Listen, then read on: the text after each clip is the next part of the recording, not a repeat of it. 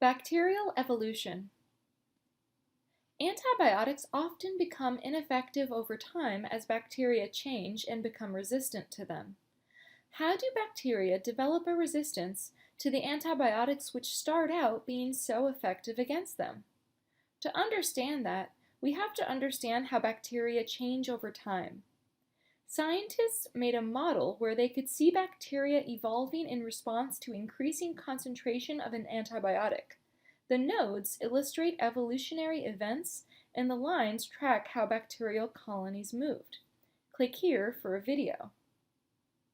Earlier, we defined a population as a group of organisms of the same species reproducing in the same area. Examples are the bullfrogs living in a pond or the E. coli that live in your digestive tract. Evolution is the change of a population's characteristics over time. Evolution will be covered in greater detail later in the course. Can your E. coli change over time? Absolutely. Evolution depends on a few conditions that will be described on the next slides. Variation. Within a population, some bacteria will be less harmed by an antibiotic than others. Selection by the environment. The addition of the antibiotic alters the environment and selects some bacteria for survival. Fitness. Bacteria which are resistant to the antibiotic are more fit and are able to reproduce. Reproduction. Resistant bacteria reproduce and pass along antibiotic resistance to their offspring. The trait becomes more common, resulting in a changing population that becomes dominated by bacteria with resistance to the antibiotic. Over generations, the best traits become more common and the population changes.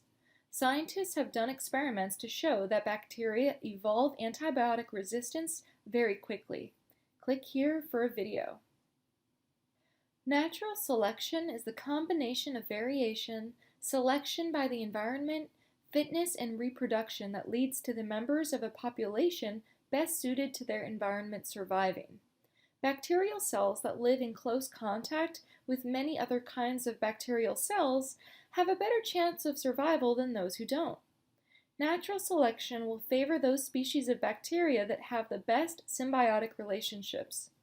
Having many species working together for survival leads to an increase in complexity of the biological system. When using antibiotics, we sometimes have unintended consequences. We limit our use of antibiotics to avoid this. While killing pathogens, antibiotics also choose which commensal and mutualistic populations survive. Sometimes we accidentally select dangerous pathogens to survive. In these petri dishes, the bacteria are beige and grow in a solid lawn of their food source.